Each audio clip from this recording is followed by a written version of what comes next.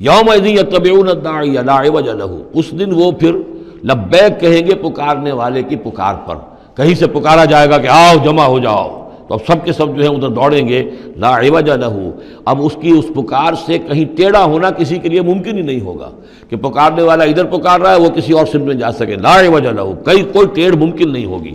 وخشعت الاصوات للرحمن، اور تمام آوازیں جو ہیں وہ رحمان کے سامنے خاموش ہو چکی ہوں گی، جھک چکی ہوں گی۔ فلا تسمع الا ہمسا، تو تم نہیں سنو گے سوائے ایک بھنبھناہٹ، جیسے بھنبھناہٹ سی ہوتی ہے ایسی آواز ہوگی، کسی کی بات جو ہے وہ سنائی نہیں دے گی۔ یومئذ لا تنفع الشفاعۃ، اس دن شفاعت ہرگز مفید نہیں ہوگی، الا من اذن لہ الرحمن، مگر صرف اس کے حق میں جس کے لیے رحمان نے اجازت دی ہو، ورضی لہ قولا، اور جس کے لیے کیا اس نے بات پسند کی ہو۔ یعلم ما بین ایدیہم، وہ جانتا ہے جو کچھ کہ ان کے سامنے ہے، وما خلفہم، اور جو کچھ کہ ان کے پیچھے ہے، ولا یحیطون بہ علما، اور وہ احاطہ نہیں کر سکتے اس کے علم کا۔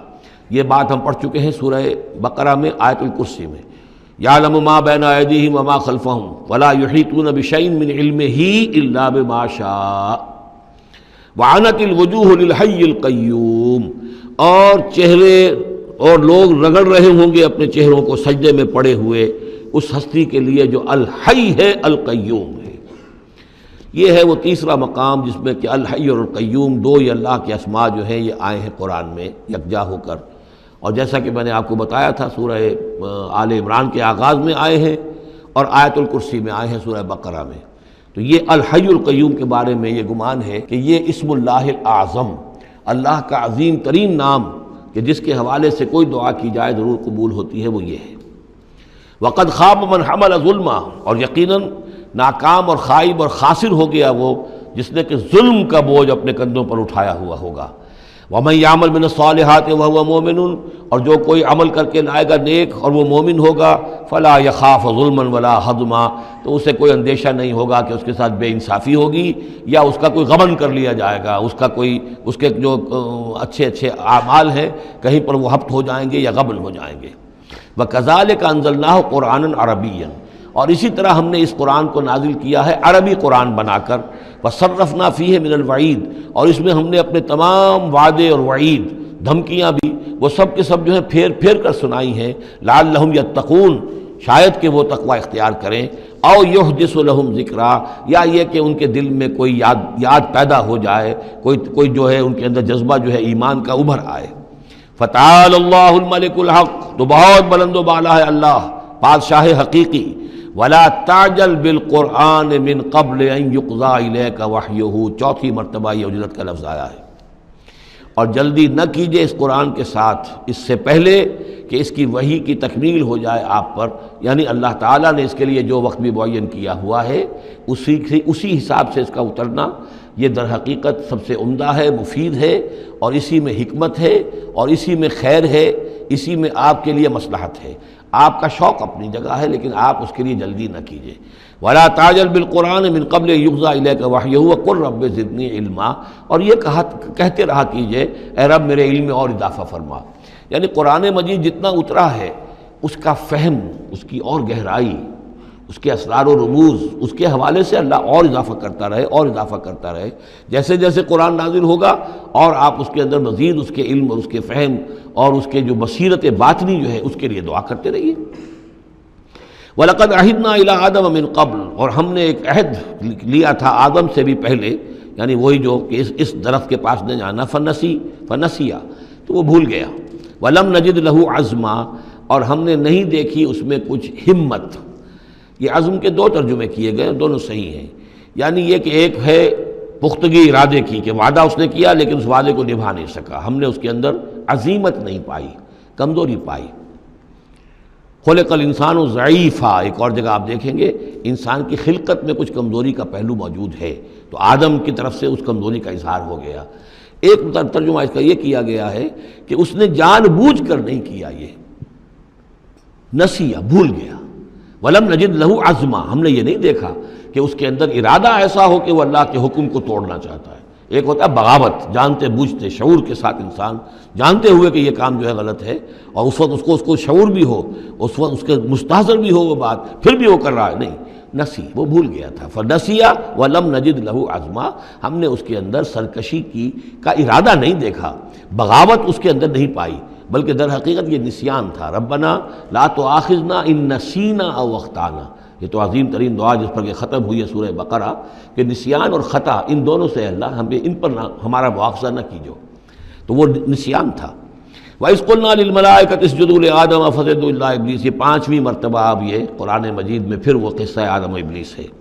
یاد کرو جب کہ ہم نے کہا تھا فرشتوں سے کہ سجدہ کرو آدم کو، تو ان سب نے سجدہ کیا مگر ابلیس نے نہیں کیا، ابا، اس نے انکار کیا. فَقُلْنَا يَا آدم، ہم نے کہا اے آدم ان ھذا عدو لک ولزوجک، یہ دشمن ہے تمہارا بھی اور تمہاری بیوی کا بھی. فلا یخرجنکما من الجنۃ فتشقى، تو دیکھو یہ تمہیں نکلوا باہر نہ کرے اس جنت سے کہ تم پھر تکلیف میں اور مشقت میں پڑ جاؤ گے. ان لک الا تجوع فیھا ولا تعرى، اس جنت میں تمہیں ہم نے جس حالت میں رکھا ہے، نہ تمہیں کوئی بھوک ستاتی ہے، نہ تمہیں کوئی عریانی ہوتی ہے. وَأَنَّكَ لَا تَظْمَأُ فِيهَا وَلَا تَضْحَىٰ، اور نہ تمہیں اس میں پیاس ستاتی ہے، نہ تمہیں دھوپ کی کوئی تکلیف ہوتی ہے.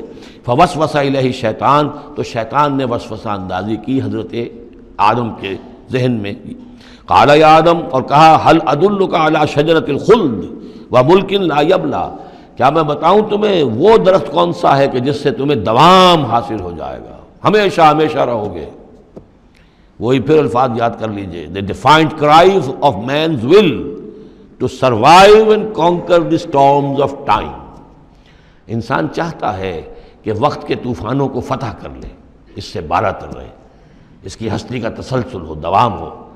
تو ہمارے وہ جد امجد نے بھی اسی سے دھوکہ کھایا ہے کہ وہ کہا کہ شجرۃ الخلد، ہمیشہ رہنے والا درخت ہے یہ، اس کا پھل کھاؤ گے پھر تمہارے لیے فنا نہیں ہے. وَمُلْكٍ لَا يَبْلَىٰ، اور ایسی بادشاہی ملے گی جس پر کبھی بوسیدگی اور پرانا پن طاری نہیں ہوگا. فَأَكَلَا مِنْهُمَا، تو آدم اور حوا دونوں نے کھا لیا اس درخت میں سے. فَبَدَتْ لَهُمَا سَوْآتُهُمَا، یہ مضمون سورہ اعراف میں آ چکا ہے. تو ان پر واضح ہو گئیں، ننگے ہو گئے ان کے جسم، اور انہیں اپنی شرمگاہیں نظر آنے لگیں. وَتَفِقَّا يَخْصِفَانِ عَلَيْهِمَا مِنْ وَرَقِ الْجَنَّةِ، اور پھر وہ لگے اپنے سطر کو چھپانے کے لیے جنت کے درختوں کو گانٹھ کر لباس بنانے میں. وَعَصَىٰ آدَمُ رَبَّهُ فَغَوَىٰ، تو آدم نے اپنے رب کی نافرمانی کی اور وہ بہک گیا. ثُمَّ اجْتَبَاهُ، پھر اللہ نے اسے پسند کر لیا، پھر نواز دیا. رَبُّهُ فَتَابَ عَلَيْهِ، اور اس کی توبہ قبول کی، اس پر عنایت فرمائی. وَهَدَىٰ، اور اسے ہدایت دی. قَالَ اهْبِطَا مِنْهَا جَمِيعًا، اب کہا اللہ نے کہ اتر جاؤ اس سے تم سب کے سب. بَعْضُكُمْ لِبَعْضٍ عَدُوٌّ، تم سب ایک دوسرے کے دشمن ہوگے. فَإِمَّا يَأْتِيَنَّكُم مِّنِّي هُدًى، تو جب بھی کوئی ہدایت میرے پاس سے تمہارے پاس آئے. فَمَنِ اتَّبَعَ هُدَايَا، تو جو کوئی پیروی کرے گا میری ہدایت کی. فَلَا يَضِلُّ وَلَا يَشْقَىٰ، تو وہ نہ وہ بہکے گا اور نہ ہی وہ مشقت میں پڑے گا اور ناکام ہوگا. وَمَنْ أَعْرَضَ عَنْ ذِكْرِي، اور جو میری یاد سے منہ پھیرے گا، اعراض کرے گا. فَإِنَّ لَهُ مَعِيشَةً ضَنْكًا، تو اس کے لیے ہوگی اس دنیا کے اندر زندگی بڑی تنگی والی. زندگی کے اندر اطمینان نہیں ہوگا، راحت نہیں ہوگی، تنگی. کروڑوں بھی ہیں تو مزید کروڑوں کی طلب ہے. پیاس، جیسے کہ آپ کو معلوم ہے کہ ایک مرض ایسا ہے جو آدمی پانی پیتا رہتا ہے، پیاس ختم نہیں ہوتی. پیاس ہے جو کہ تو قائم ہے، کتنا چاہے پانی پی لے. تو یہ معیشت ضنکن، جن لوگوں کا حال یہ ہو جاتا ہے کہ پھر پوری زندگی کے اندر ان کے لیے اطمینان کا سانس نہیں ہے، چین کا کوئی وقت نہیں ہے. جو کوئی من اعرض عن ذکری فإن له معیشۃ ضنکا ونحشرہ یوم القیامۃ اعمی، اور قیامت کے دن جب ہم اسے اٹھائیں گے اور جمع کریں گے تو اندھا ہوگا. قال رب لم حشرتنی اعمی، وہ کہے گا پروردگار تو نے مجھے کیوں یہ اٹھایا اور جمع کیا ہے یہاں اندھی حالت میں. وقد کنت بصیرا، میں دنیا میں تھا تو میں تو بصیر تھا، آنکھوں والا تھا، دیکھتا تھا. قال کذالک اتتک آیاتنا فنسیتھا، اللہ فرمائے گا کہ اسی طرح میری آیات تمہارے پاس آئیں، تم نے انہیں نظر انداز کیا، تم نے توجہ نہیں کی. فَكَذَلِكَ الْيَوْمَ تُنْسَىٰ، تو آج تمہیں ہم نے نظر انداز کر دیا ہے. وَكَذَلِكَ نَجْزِي مَنْ أَسْرَفَ، اور اسی طریقے سے ہم بدلہ دیتے ہیں اس کو جو حد سے تجاوز کرتا ہے. وَمَنْ لَمْ يُؤْمِنْ بِآيَاتِ رَبِّهِ، اور جو نہیں ایمان لایا اپنے رب کی آیات پر.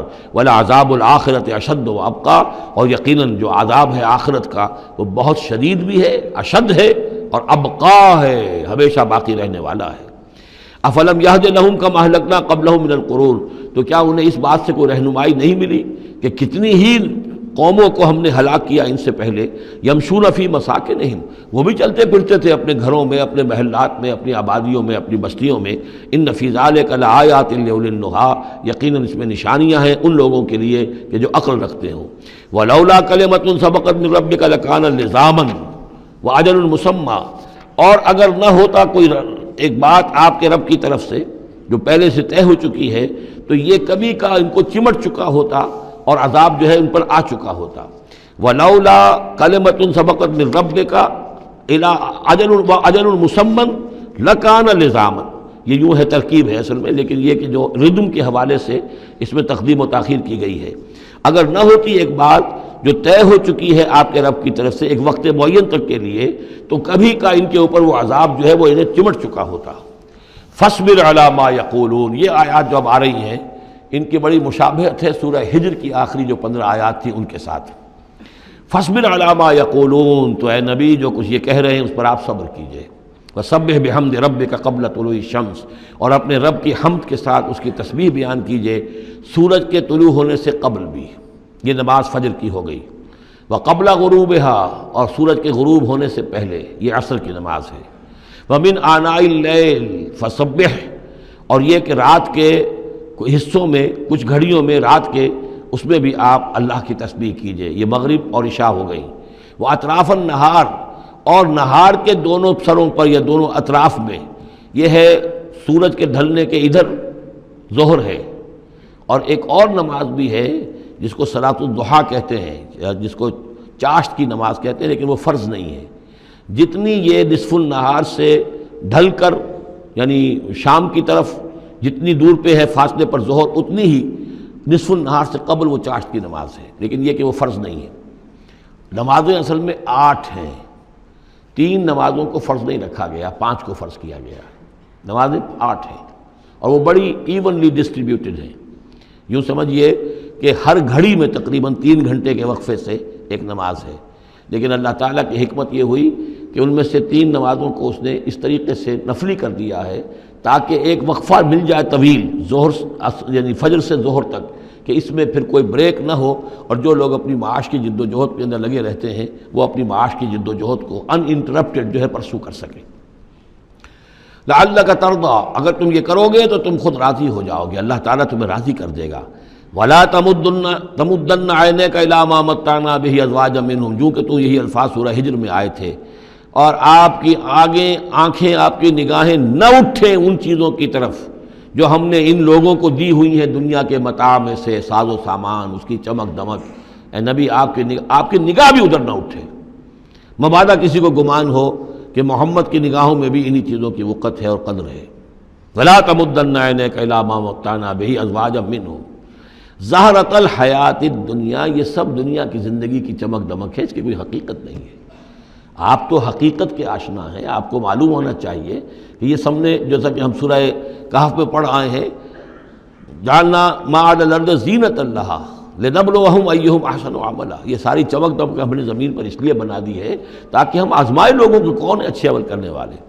ولا تمدن عینیک الی ما متعنا بہ ازواجا منہم زہرۃ الحیاۃ الدنیا لنفتنہم فیہ، اور یہ تو ہم نے ان کو اس لیے دیا ہے کہ اس کو فتنے میں مبتلا کریں، آزمائیں انہیں اس میں۔ وَرِزْقُ رَبِّكَ خَيْرٌ وَأَبْقَىٰ، اور آپ کے رب کا رزق جو اللہ نے آپ کو دیا ہے وہ کہیں بہتر ہے اور باقی رہنے والا ہے۔ اور وہ رزق کون سا ہے؟ سورہ ہجر سے اب اس کا موازنہ کیجئے۔ وَلَقَدْ آتَيْنَاكَ سَبْعًا مِّنَ الْمَثَانِي وَالْقُرْآنِ الْعَظِيمِ، اے نبی ہم نے آپ کو وہ 7 آیتیں عطا کی ہیں سورہ فاتحہ کی، جو بار بار دہرانے کی ہیں، جو ایک بندہ مومن کے لیے گویا کہ وظیفہ ہے۔ کتنی مرتبہ جو ہے ایک نمازی کتنی مرتبہ سورہ فاتحہ پڑھ رہا ہے، تو ہم نے سبع من المثانی والقرآن العظیم آپ کو دیا ہے۔ یہ جو روحانی غذا ہم نے آپ کو دی ہے یہ کہیں زیادہ قیمتی ہے، کہیں زیادہ عمدہ ہے، کہیں زیادہ باقی رہنے والی ہے۔ وَأَمُرْ أَهْلَكَ بِالصَّلَاةِ وَاصْطَبِرْ عَلَيْهَا، اپنے گھر والوں کو بھی حکم دیجئے نماز کا اور خود بھی اس کے اوپر جم جائیے، قائم رہیے۔ لا نسألک رزقا، ہم آپ سے کوئی رزق نہیں مانگ رہے، نحن نرزقک، ہم خود آپ کو رزق دیتے ہیں۔ والعاقبۃ للتقویٰ، اور عاقبت جو ہے اصل میں بہتر ہے انہی کے لیے کہ جو پرہیزگاری کی روش اختیار کریں۔ وقالوا لولا یاتینا بآیۃ من ربہ، اور وہ کہتے ہیں ان کے پاس تو ایک ہی مرغی کی ایک ہی ٹانگ ہے، کہ وہ کہتے ہیں کیوں نہیں ان کے پاس آئی کوئی نشانی، کوئی حصی معجزہ ان کے رب کی طرف سے.